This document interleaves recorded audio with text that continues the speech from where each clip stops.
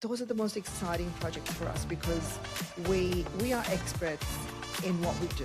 Yeah, how can we bring this idea to life? I don't want somebody to come in that if they've got a budget to come and spend all that money on the tech. Because building tech is one thing, but to make that tech successful, you need to have a long-term strategy, which includes marketing.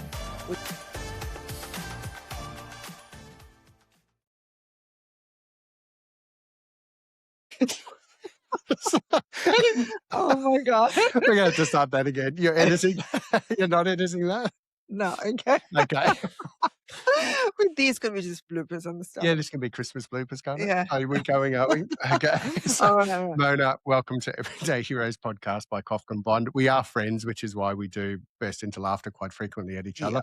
But welcome back. You are a repeat offender. You're one of about a dozen people who are now repeat offenders. This is your second time on our podcast. So thank you for coming back in. Thank you for having me again, Tony. No. You must have had a good time last time that you invited me again. Yeah, we did. And we've both done so much since then. There's so much more to add. Yes, absolutely. Lots of exciting stuff. There is. So those who don't know you, which is about 7 people in Melbourne, so not many.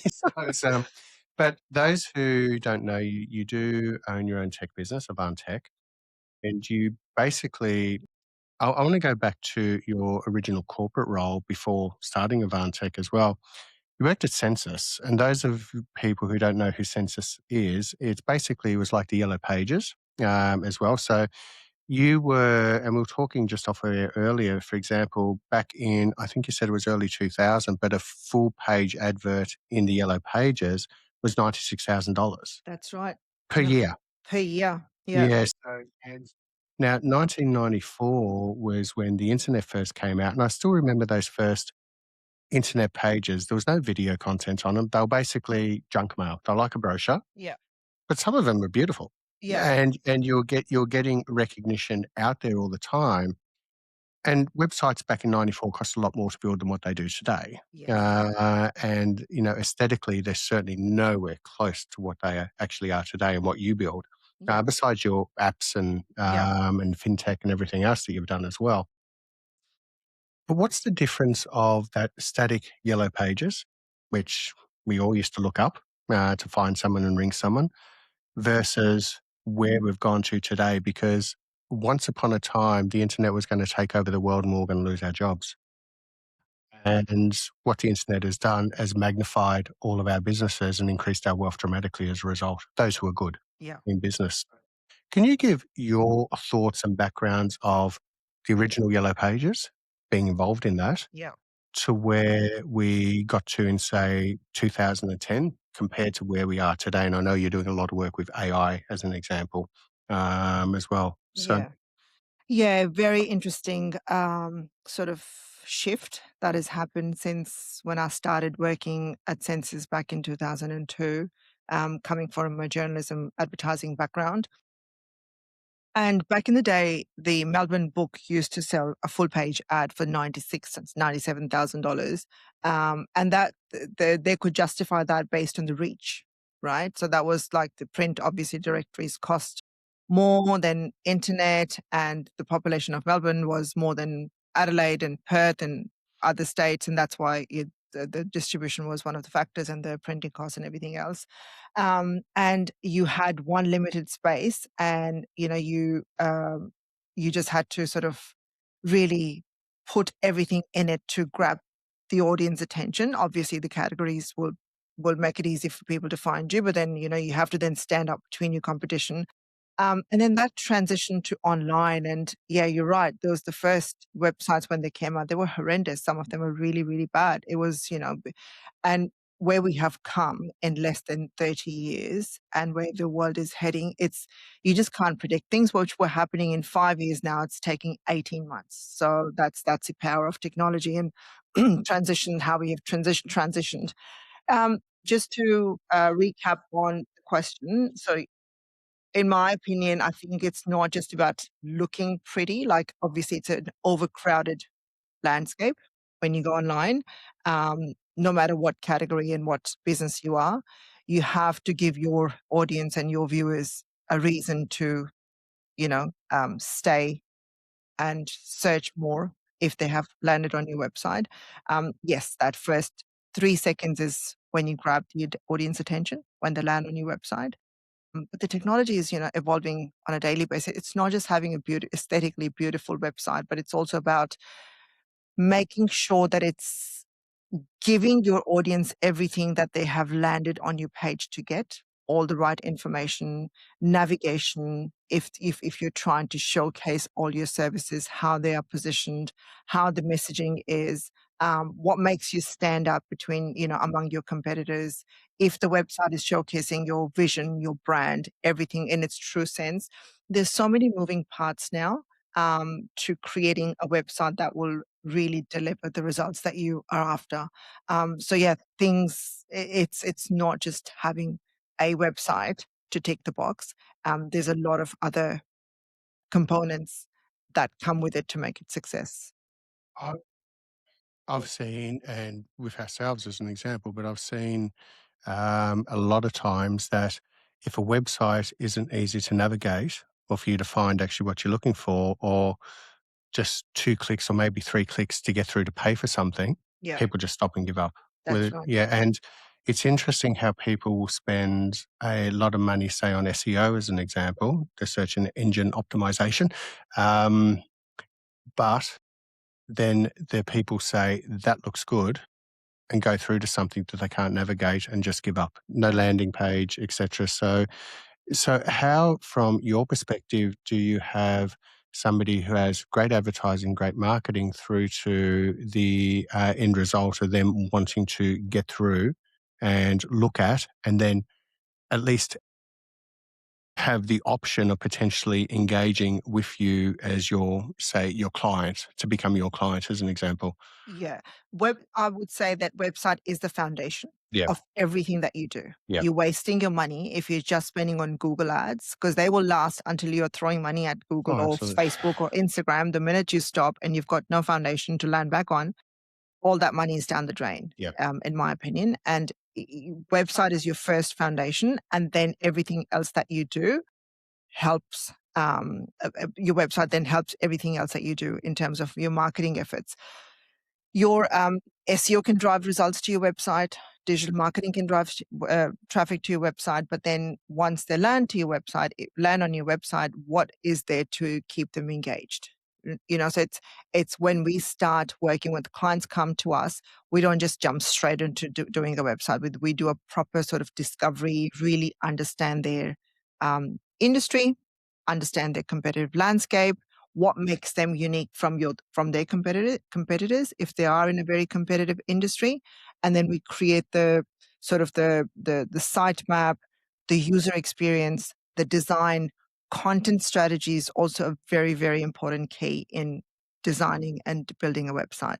So we take all these steps before we even start doing the development. So it's understanding the end result that a client wants, or sometimes they might not even know what that end Correct. result is, and you're actually educating them and helping them along the way. Education is like the key point. And then also, having all that information is great.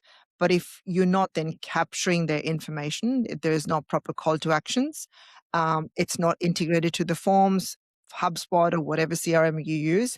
How are you capturing those leads? So, so there is a lot of, like I said, there's a whole science now that goes behind um, making a website that will be successful and drive results for a business. There's other parts of your business as well. For example, you build apps. Yes. I sit on the advisory board of, a good friend of both of ours, Lillian, who Yes. you built Contain Your Brain, Yep. the app there. The What's then the difference, say, between a website and an app? And It's apps can be, that's a very broad question because it's there's a so very many, broad yeah, question. yeah. It's like and it's whether it's a web app or a mobile app, the process stays the same. What first of all, we work with a lot of different founders across many different industries. We've got portfolio that we're very proud of. So And let's take Lillian as an example, Contain Your Brain. She's mhm, a clinical psychologist, yes, and she came up with an idea based on conversations that people were having with her, yes. as well. So do you want to, in some ways, talk us through some of that process? Yeah, so Lillian has a co-founder, Brenton, Yes. and Brenton obviously he is a UI UX expert, and it was Lillian's idea because she believed in this contain your brain with strategy, which is like, you worry in your own time rather than worrying about things all the time, which is something, I should be using more of. I should practice what I preach, and yeah, I And we don't should use. also probably get some more sleep at times. Yeah, that's right. Business owners and sleep. Business owners in sleep. Yeah, maybe there's an app for that too. Yeah, Or that's we should right. look into it. Yeah. So she came to us, and Brenton, obviously, Lillian and Brenton, they both came to us, and the good thing in their case was because Brenton comes from a design background, obviously, so he really had a vision, and he was looking for a development partner who can bring that vision to life. So that was, and we love working with founders like that because, Lillian is such an experienced psychologist, clinical psychologist in her industry, and she knew this technique works. It wasn't just an idea that popped in her head one day and she decided to make into an app. It was something that she was talking about or making her patients or her clients practice. And then with the joint effort with Brenton, came to us and we developed the app for them. And I think it's a great app that Yeah, we just hit 10,000 users yeah, on the app it's now. great. So and that realistically is all taken off over the last 3 months Yeah, because it's been it's pushed good. out there now. So They're doing great stuff, and I they are. think they've got a web version coming out soon. Yeah, they are absolutely. But it's interesting because then you have a look at, say, probably the app I use most on my phone, Spotify. Yeah. So it's I'm still one of those people that use the free version. I know I'm just lazy. My biggest fear was losing my 2,500 liked songs. Oh, So, yeah, okay. yes. Oh, so you can't when you move to a paid. When I originally looked at it, because you couldn't buy it through the Apple Store originally, Scott, Oh, so you had to go off and you had to do it. And I looked at it and I thought, am I going to lose all my liked songs? I know what most of them are, but I don't want to have to go through and say, oh, that sounds good and like that one again and start going through that process. oh, So I didn't, at the time, it seemed as though you potentially could. And I think I only had 1,100 at that time. But it's, yeah, so that was probably, and then, no, so I just cope with it. yeah. Yes. So is that your most used app on your phone at the moment? Most likely. I like going to sleep to music, Okay. and I just love music, full stop. So I don't have, as an example, I don't watch mainstream. So I don't have television connected at home. So I do watch things like Netflix and Yeah. Stan, etc. But I actually don't watch mainstream news. So yeah. So from an app perspective, well, I suppose from technology, just with that example, that's all I use. Yeah, right. Um, so I still remember Netflix when you were downloading a video and it took like an hour and a half to download Yep, the video. It's just easier to walk up to Blockbuster and that's right. get a DVD. So let's have a look then at, the another part of your business is building not apps, but building technology based parts where, I come to you and I say, this is what I want to do. This is my thought process of what I want to do to help my clients engage and put everything, online to be able to get the information to us, etc. So you've got getting the people in. So if you take my business example, financial services, having a website. So you might have really good marketing, but you've got a website that people now engage from Mhm. that marketing. So they've engaged, looked at it, they've now engaged and said, yes, I'm going to put in a query. Yep, And it's an easy process to get through. You then have a process for existing clients where we might have an app where they can go on and see their portfolios or their insurance, whatever the case is, live yep, as well. And then you've got a third part as well of client engagement yep. also too. So when you build, and I suppose they're still apps in a way, but they're more web designed So yeah, technology. at the end of the day, if you want to really put it in a layman's term, Yeah, it is tech. So yeah, we build tech. So it's whether it's in the form of website. Websites is basically an essential part for any business. yeah. Anyway, if it's we're not living back in the 90s or even early 2000s or even late 2000s. You need to have a presence, and Yes, it's not just to get business. Sometimes it's there to build credibility. So every business needs. So if somebody comes to me and they say they don't need a website to run their business, I would really like to have that conversation. But so that's our bread and butter for the business. But then where we shine and where we love to work more is the more complex um, ideas that our founders have come up with, like we just discussed with them about Lillian, contain your brain. Similarly, so you are a founder, and so you are a biz. We love to work with businesses, Tony, where they have got a lot of industry knowledge about their industry, and they have found a gap in their industry that they're trying to bridge with a tech platform. That could be a web application, that could be a mobile app, that could be an AI platform, which is we're working on these days, a few AI platforms as well. And those are the most exciting projects for us because we are experts in what we do. We are the tech experts. We can tell you, this is your idea. How can we bring this idea to life in a tech platform that would be scalable, secure? You can test the market with a quick MVP in 6 to 8 weeks, and then beyond, we can scale that. But we love working with people who have got a lot of knowledge about their industry because they are experts in their industry. So we are a great team with them. To answer your question, we start when it comes to these kind of founders, they come to us with an idea. We still do the full discovery. We see what else is out there in the market like that, and why do they think they will be successful? Like, and I don't want somebody to come in if they've got a budget to come and spend all that money on the tech. Because building tech is one thing, but to make that tech successful, you need to have a long-term strategy, which includes marketing, which includes ongoing maintenance, which includes getting feedback and then, building on the second, third, and have a roadmap. So those are our sort of ideal sort of But clients. that's actually a perfect segue into something that you're part with ourselves, or what we formed called Future Proof.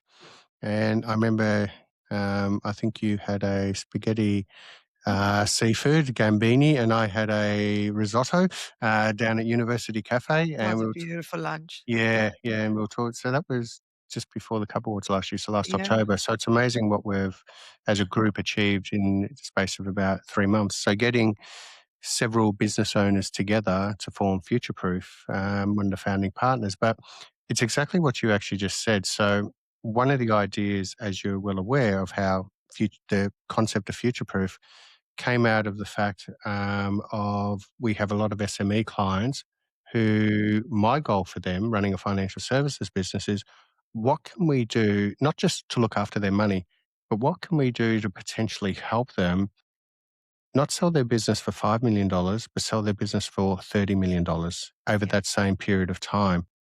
And by doing that, there's a whole range of things that come into it. It can be increasing your top line and also by cutting out a lot of unnecessary cost or wastage to increase your bottom line. Yep. Sometimes it's just increasing your bottom line without increasing your top line, but you've got by cutting out a lot of wastage. But also too, though, the difference between a $5 million check and a $30 million check is a really comfortable retirement versus intergenerational wealth. Hmm. And we are going into a country that over the next decade, or probably 15 years, there's going to be about $20 trillion exchanging hands. And we want to be part of that.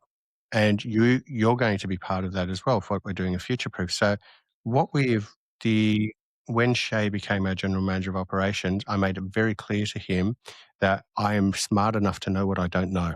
Yeah. And for him to come to it, but I said, here's our philosophy, and here's the philosophy. It doesn't matter whether it's Avant Tech, whether it's Prime Recruitment, whether it's Lillian's business, with Contain Your Brain. Our philosophy is everything is run around what we call DARES. Everything has to be digital, Yep. automated. You know those two very well. So digital, automated, recurring. In respect to you get a higher multiple in selling your business from a recurring income stream rather than just having one large client as an example. Evergreen, which is marketable, and then scalable. Hmm. So if you can have, 10 people working on the business or 25 people working on your business in respect to building stuff which is generating revenue, that all comes down to who's bringing it in. So your website, the Yep. marketing, your marketing is wonderful. I remember I said, that's a great video. And you wrote back to me and said, could you tell which one of me was AI and which one of me was real? And it's like, no, There you go. I couldn't actually pick up your avatar in it. Yeah. Uh, your avatar did a really good job at impersonating you. So, but I think that was a clear example to me that I didn't see it, Mm, so it's and so the whole idea of future proof is getting the right people in the right seats in respect to the business and doing the right job, and that's a Kylie. Having the right technology that supports the evergreen, the right marketing, which helps of getting more people in the door, which helps the scalability. So rather than having one person looking after $1 million in fees or $3 million in fees, you could have 20 people looking after $2 million in fees each, because the work that you're actually doing and generating, and more importantly, then you've got the automation because you can service those clients. that's right. There's no use having a bunch of clients that you can't service. Yeah. Yeah. Service from the personal side, because that's what AI can do. If it's not the personal side, AI can take over your business as well. Yeah, I mean, and we are living in very, as much as, it's a very daunting era, but it's got a lot of It's opportunities. hugely exciting. It is so exciting, like, things which are possible now, and how you were saying that, how can you make that 5 million to a 25 to $30 million? That's, that is so easily possible now Yeah, by adding some automate, like platforms, that becomes a recurring revenue for the business, that then becomes part of the valuation, or that becomes part of revenue, additional revenue generating engine for the business. So I I, uh, I am so excited to be part of the industry that I'm part of, because I speak to so many different people on a daily and weekly basis, and people have got amazing ideas which 20, 30 years ago was not even possible to, like, yes, you could think about it. And we've seen in the movies how, you know, uh, the futuristic movies, that this is where the world is heading. But you, Gattaca concerned me because that was came out in 1996 when Josh was just born, my son, and right. it's just like, is he going to be that last generation and just a cleaner? So the poor kid. Yeah. But yeah, that's those future movies. There's future movies, Yeah, and that was only possible in the movies. But now there's so much possible, and with the amplification of AI and everything, and I don't think AI will replace anything. I think AI will replace inefficiencies. absolutely. There's so much more possible. You can make your teams, your business, so much more efficient Yeah. by implementing the right strategies, technologies, and everything. We One thing I suppose, and maybe more our generation. I mean, you're obviously a few decades younger than me, Mona. So it's Let's not discuss ages. no, that's right. Well, especially because you're a few decades younger than me. Yeah. No, so, but I think one of the things we learned out of COVID was how much we do crave human connection. Yeah. Just the ability. We see each other, bump into each other at least monthly, Yeah. and had some really good laughs and things like that, in time of knowing each other over the last 5 years. But I think though that human connection is something that we still crave. Yeah. And I certainly don't see AI taking that away in the short term. But I had dinner with a client a couple Fridays ago now, him and his wife, and he runs the APAC operation of an online security, so camera security, so it's through technology, and it's a global business, but he runs APAC. And he was telling me how he just brought Claude into his business, and the whole business internationally didn't have it. And he basically has downloaded all their manuals, all their quoting software, everything into Claude. I made sure it was all protected, but everything basically is into Claude.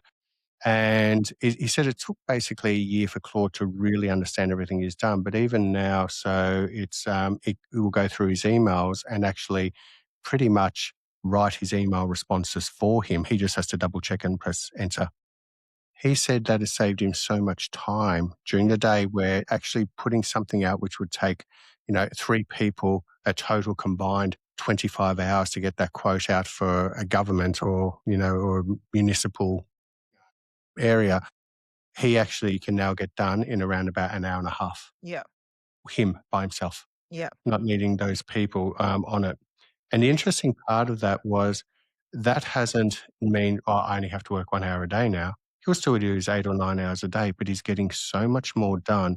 There's so much more that goes to the top line and to the bottom line as a result of all the efficiencies he's done. And he's now, there was a quote where he turned around and he said, "How come the US quote is cheaper than the Australian quote?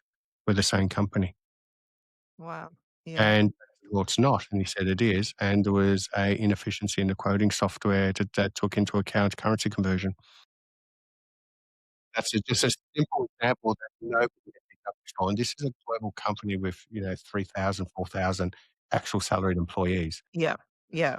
So these are just the simple things where I see AI as just being wonderful. That, in other words, that business can expand and actually get its headcount to actually be more efficient, Yeah. to be able to get more done. There you go. Not just say, "I'm cutting out these 7 Yeah. people." Yeah. So it's about, like people's mindset Yeah. that create those efficiencies so you can focus on, and maybe that guy who was spending 6 hours, 5 hours writing those emails, and now he can do things that he actually loved doing. I don't think Correct. anybody loves sitting on a computer and just doing proposals and No, emails. no, it's not the most inspiring part of a day, is it? No.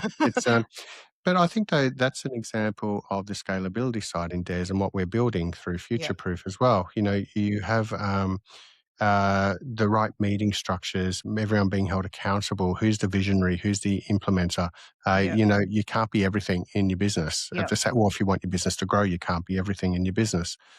Um, And I think we'll be doing that very well in even future proof. Absolutely. Dana's, he knows he's a gun, and he makes sure everybody is held accountable. And I think He does that's that in our business too. he I'm does. trying to avoid him. No. Yeah. Like it's not just because you can sit and have meetings and then have another meeting to recap on that meeting, but without and then have it because I come from a corporate background for Yes. 17 years, and I used to just sit in meetings all day, and I'm like, what have I achieved this today?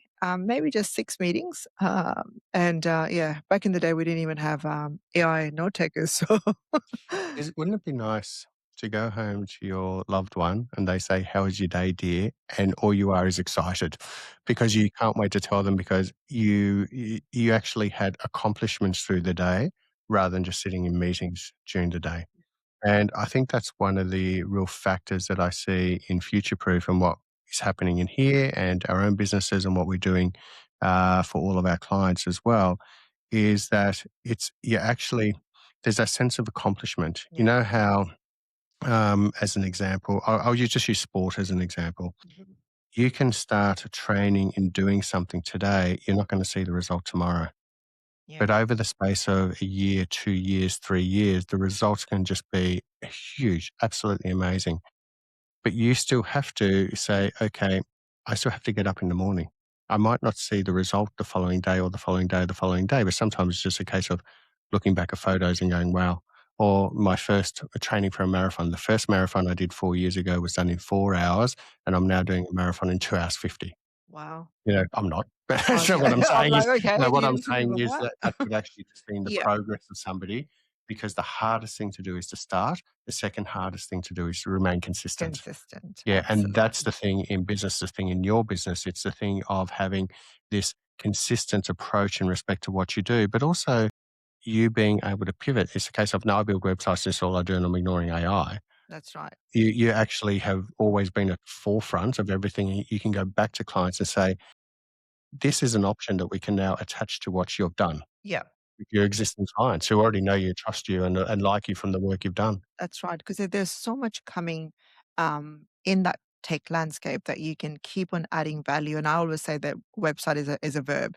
It's an ever evolving, ever I changing, like that. Yeah, yeah, platform that yeah. you can't just say website project is finished. It's never finished. Never a noun.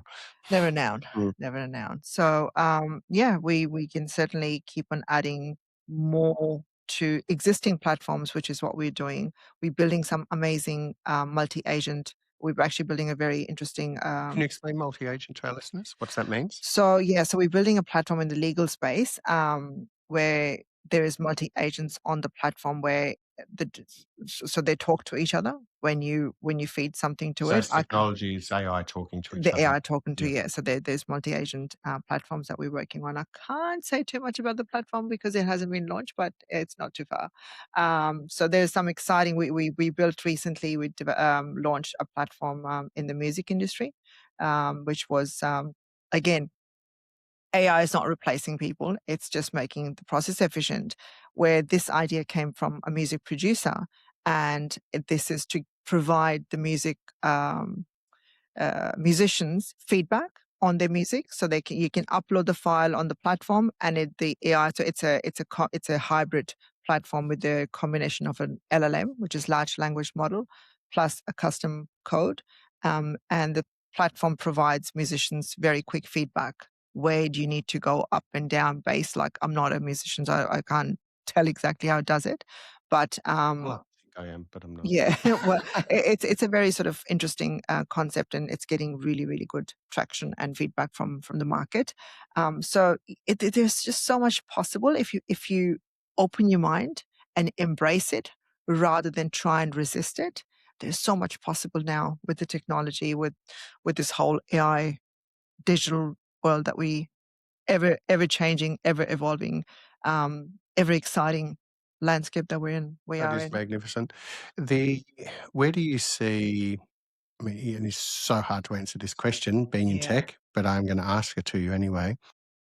Where do you see the next 12 months and potentially, that mind expanding 5 years of where, your business is ever expanding and pivots, and you're flexible to be able to say, wow, this is a real opportunity here. How are we going to do this with our clients to even expand what they do even greater? So, how do you see potentially the next 12 months, which might be a bit easier to predict? Yeah. I say a bit easier, but it's the rate of scale of change has been extraordinary Yeah. versus, say, potentially where we might be in 5 years. And I suppose in that is a comparison to the very first internet. It took like 4 minutes to download, a page, or Netflix that took you like an hour and a half to download that video, or Yeah. DVD. So it's etc. Even those technologies like Netflix now, you don't have time. So now Netflix just tells you what you think based on your algorithm and what you've seen. It tells you what is what's your next watch. That's all that's all I look at rather than scrolling through the whole. Yeah. It's very hard to predict, but it's all I can say is, I mean, even the websites, it's changing, and I think with this whole Chat GPT, Claude, and everything, I think every business will end up having their own agent, Yep. internal agent to run their operations rather than relying on this LLMs and integrating their information into that. I think if especially financial services and Mm. where clients hold a lot of sensitive data, I think moving into more internal agents for the company to create their processes more efficient and stuff. I think that's definitely is something. There's a lot of opportunity in that area. It's just an ever changing. We're just scratching the surface, and there's a lot of hype about AI, and I think it does do a lot, but there's still a long way for us to go. Yeah. So I think it's exciting times ahead when it comes to AI. Yeah, I mean, we also look at our business, like, I look at my business, how is that going to impact the software development that we do, the custom development, the custom coding and everything. And AI is not there yet. So we recently have um, partnered with a couple of clients who were trying to play with Claude for 6 to 8 months, trying to build a enterprise level platform using Claude. Okay. Now, Claude is great to Yeah. make quick prototypes or small maybe functions to do your internal work. Yeah. But Claude is not there yet to create a big SaaS platform that you can launch into the market and really commercialize it. Yeah. It's great. It's really where it has helped us. So we don't use. I mean, we can use Claude or Replit and a few others like that to show somebody's vision to reality very quickly. Mm. That might not be the scalable platform. Yeah. But it's not taking us 5 to 6 weeks now. It's taking us 1 week, Yes. 1 to 1.5 weeks. Yeah. So if things keep going the way, and maybe Claude will get to that, Yeah. but you will still need um, a professional, Still need somebody who knows how to use it. correct? Yeah. A professional who can guide the system and bring whatever you're trying to bring to life. Yeah. So I don't think software engineers will be obsolete anytime soon. Well, I'll just use myself as an example. I can look at it and say, "Wow, that's wow." Yeah. And I can then go into Claude and I'll just would never clue what I was doing. Yeah. And doesn't matter how much trial and error I do, or I could engage someone like yourself and here's my vision. And you might say, that's great. Have you thought of this, this, this, and this? And by understanding my business Yeah. and then have that done in a week and a half. Yeah. So the amount of blood, sweat, and tears, probably a lot of tears, if I'm Yeah. trying to do it myself, Yeah. of trying to look at something or do something myself, or engaging somebody Yeah. and saying, here's my business, here's the vision, here's what we do. And you can say, that can be done. Have you thought of this, this, and this to be able to connect back to this? So because you've got a lot broader knowledge, a lot more understanding, you understand the marketing because it's all about getting eyes Yes. on a screen and then being able to automate things so much easier as a result as well. So And also scoping, like, I'm really good at my job. yeah, yeah. My job doesn't do that. That's So right. why wouldn't I engage somebody like you to actually implement my vision for me? I can be the visionary, but you You need can be the the vision implementer. exactly, and you need somebody who can implement that, and then really draw down like what are the features. Like a visionary, you can't tell that to bring this system or your idea to life, you need 20 features. Like you can't think of from that perspective. And I think that's where an expert will always be required. Um, that Actually, I'll ask you a question on this. So they're not clients of mine, but I'll still mention their name anyway. So 5 p.m. on the dot every Friday, I get an email from Zagami's. Okay, so it's I might have been a client of theirs, but they're not a client of mine. So, yeah, but I get that some of email. them. Yes, I get that email at 5 p.m. You probably get the exact same email at 5 p.m. But they certainly know what cars I look at because they're the ones that keep getting sent to me. Way out of my price range. So it's they're beautiful cars. But it's interesting because the little bot comes up. Hi there, Tony. How can I help? But then I have to type in, Yeah, etc. So correct me if I'm wrong, or we might not be there from a technological perspective at the moment, or we might be, and I just don't know because that's probably more likely the case. Could, rather than that being a bot, an agent actually speak to me and say, "Hi, Tony, I noticed you're back looking at Aston Martins again," that's and right. actually have a conversation with me rather than me actually having to type in. It could actually end up having a conversation with me. Voice agents are already out there. Yeah, You can integrate that to any of. You can do that on your own website yeah. or your own platform. Yeah, Tony, why don't you come in on Saturday and take one for a test drive? that's right. Yeah, because Yes, I do know from my son the experience of, I think it's like 70% of people who take a car out in a test drive end up buying it. that's right. Yeah. I'm still not Just buying an Aston Martin Bobby Zagami, sorry. why not? Because You I just still have to broke his drive my heart. mum everywhere. Voice agents are already there. I think again, this is our human behavior as well. We used to love writing emails. Then we moved to writing text, and phone calls. Phone call turns to text. And I don't know about you, but I've actually am switching to more like voice now because I don't even have time to sort of sometimes write. And especially when I'm driving and multitasking and stuff, I just voice message, leave people voice messages. Somebody started doing that to me about 10 to 12 months ago, and it was very annoying. I'm like, just write me. And then I'm realizing that this is more effort. I can get more done. Similarly, there are voice agents that you can integrate on the platforms if you don't want to talk. Yeah. Yeah, I mean, Copilot has got that Yes. anyway. Yeah. So, and I think it's also from a accessibility point of view. Like if Mm. people don't want to write and they've got limitations, so voice agents are Yep. a great way to It interact. is. And I mean, even technology in cars nowadays, my car, get in there, punch in my code. Yeah. Hello, Anthony. How has your morning been so far? And it's just like, hi, Mercedes. You're the most pleasant person I've spoken to so far. Oh, So say Mercedes, I jump into at night, plugged in. Hi, Anthony. Shall I put up the route of you driving home tonight the lightest way? And it's just like, how do you know I'm going home? But yes, I am going home. So, I think the car also knows that you are going home. yes, yes. Yeah. So, I think she was just going to take me home anyway. So, Yeah. no Do you have stress. the auto drive in that? Yeah, Yeah, you do. yeah. Yeah. So So it's you just sit back and. not really. No, I still like the idea of turning the steering wheel myself. But it is interesting these conversations I'm now having with my car, and she's Yeah. always really pleasant to me. Yeah, so it did alert me when I was in Poland last year that my car had been started up and was driving down the Eastern Freeway. Oh, Yeah, so it was my son. of course. So- so- See, that there's another positive to the technology. You can keep an eye on your kids and, from wherever you are in the world. yes, so Yeah, apparently he said it would be good just to take it out to help, just to keep them yeah, warm. keep it warm. Yeah. so, so Oh, I did is that ring him. the son who has recently moved in with you? No, I said no to him moving in, but he's starting back at work here on the 10th, I think, of March. So Oh, in a few days, he's back after a 3-year hiatus. oh, So he's spent 5 years, one of the greatest advisors I've ever come across. So beautiful. nice to have him back into the industry and back into the fold. Back into the office. Oh, Yeah, so great. he went and proved himself out there on himself and did a great job, but he missed the industry. Yeah. Yeah, and so we had a principal role available, and we got him to apply for it, and for the Oh, so candidates, you he still got had the to role. apply? Works. Oh, really? Oh, wow. Yeah, so You're absolutely. yeah, you're a hard boss. Like, I didn't do the interview. I had nothing to do with the oh, interview.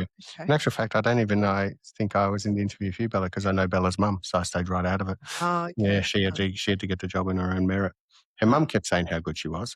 It's probably true, though.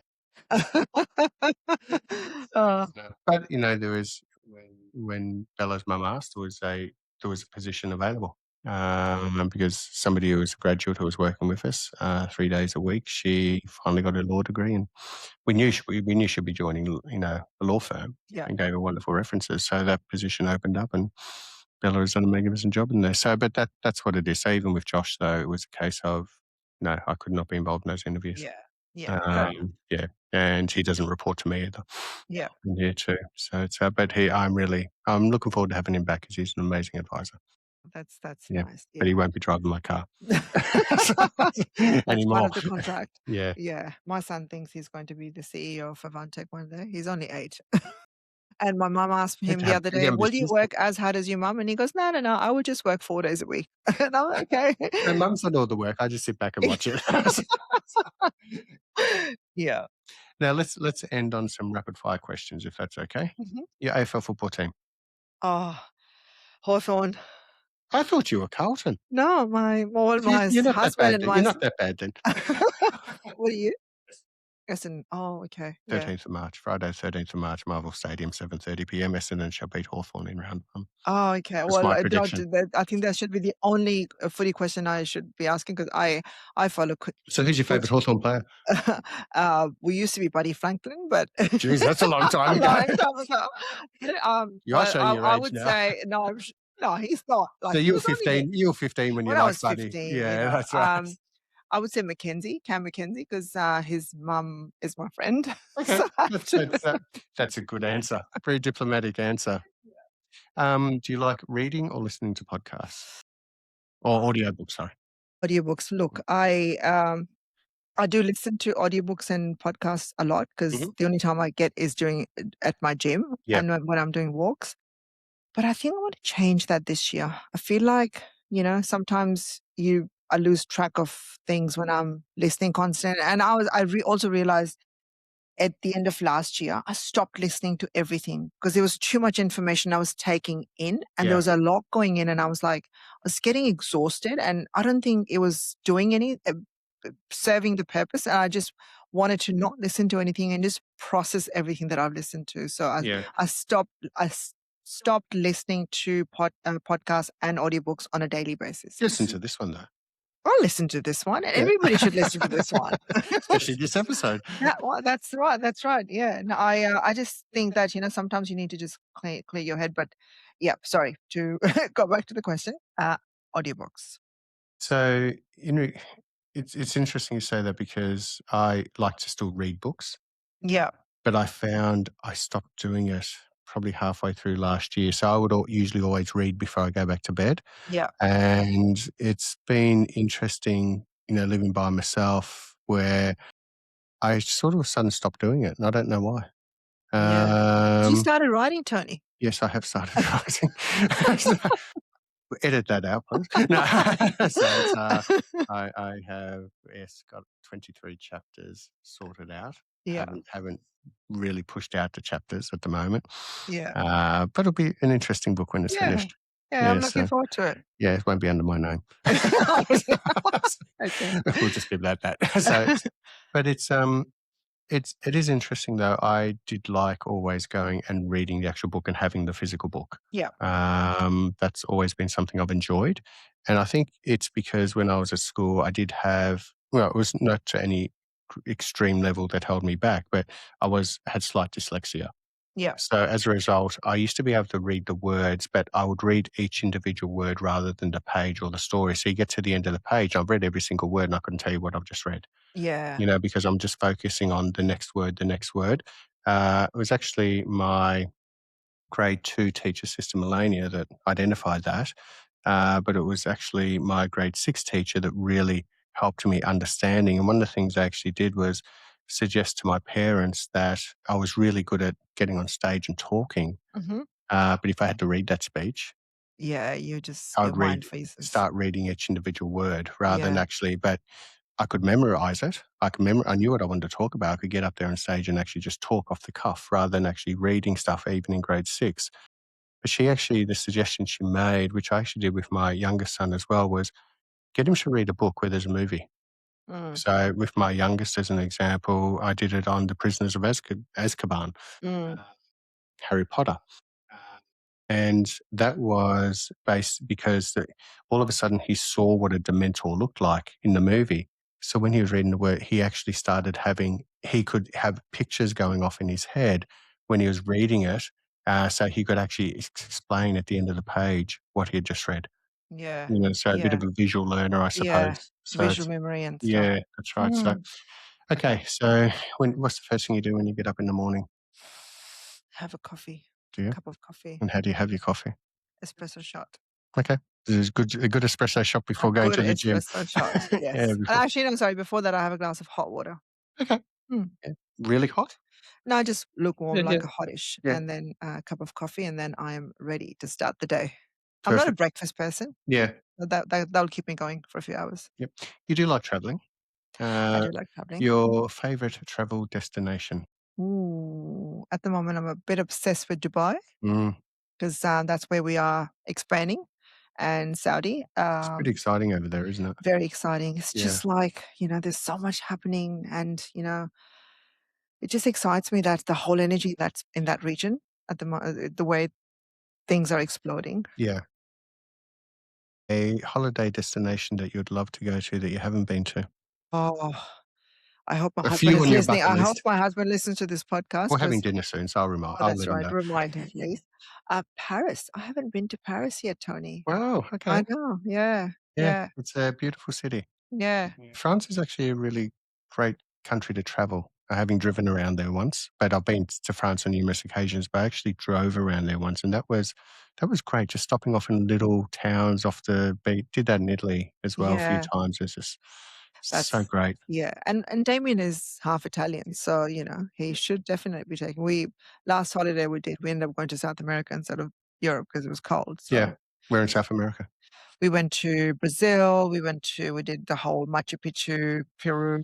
Um, Oh, you did all all the real parts of South yeah, America yeah, then. yeah. Yeah, And then I went to the border of the Argentina, the Iguazu Falls. It was beautiful. And yeah. one of my favorite Was that your places. anniversary trip or that was New Zealand? No, that was New Zealand. That was Yeah. Queenstown. Queenstown is Isn't it beautiful. amazing? It is like piece of heaven. Yeah. Like that. Oh, Great part of Australia. great. I mean, we might as well. It's Yeah. same, Do I have any kind Kiwi of clients? I'm famous. not too sure. Did I just offend them? We interestingly because we got an Airbnb house, Yeah. and we were looked at a few, and we were looking at the distance from the main town because we were there for almost I think 7 8 nights, and I was working there as well. And we wondered, the lounge did not have any curtains on the windows. And I'm like, Damien, and he goes, who cares? Like, we're not going to be sleeping in the lounge. So why do you care? I'm like, but still, why isn't there any the curtains or blinds on the windows? When we got there and we realized why, because every window had a picture perfect view. Oh, It okay. was stunning. So Sounds like why the would you Amalfi want to Coast. cover the yeah, Mm, why would you want to cover that with a blind or yep. it was gorgeous. And I think it's so underrated. I don't know why people don't go to Queenstown. It is amazing. It's Yeah, I've beautiful. only been there the once, probably 12, 13 years ago or 10 years ago anyway, but it was sensational. Loved it. Yeah. I actually did a bungee jump, which I thought I would never do, ever. I couldn't because Zane was with us and he wouldn't let us go by ourselves. Well, my thing was, Ferg Burger. Yeah, He so the went there big Ferg 3 burgers. times. Well, my thing was I wasn't allowed to have a Ferg burger because I really wanted a Ferg burger, and so I'd done a bungee jump first. So I got that over and done with on day 2 because I really wanted that Ferg burger. That fur burger Ah, and they're then big. oh my god, and But every they're time easy to eat, no but matter how big yeah, they I are. They know, look scary at and first. it's 30, 40 minutes wait, but still it's worth it. That's right. Well, I've that's never just the seen way getting Damien in. waiting for anything in his life for this long. You have to have a Ferg burger when you're in Queenstown. Yeah, Yeah, yeah. so it is great. Okay, last question I ask everyone now. Ooh, For you personally, sure. success is?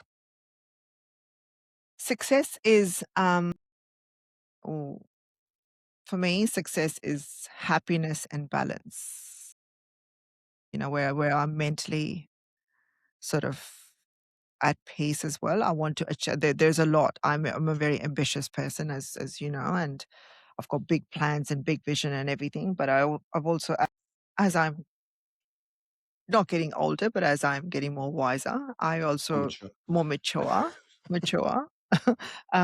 Is that I need to have a balance.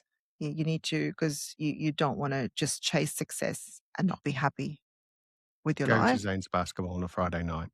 That's a non-negotiable for Yep. me. I don't want to miss any of my son's basketball games. I want to be successful, and I know that I will be, but I think there is that You balance actually for me. are already successful. You do know that. Thank you, Tony. Yeah. Yes, I am. And I'm not just talking from a financial aspect, just Yeah. in all areas of your life. Yeah. Yes, thank you. Yeah. But you know how, especially when you run your business, it does become sort of, it's never enough.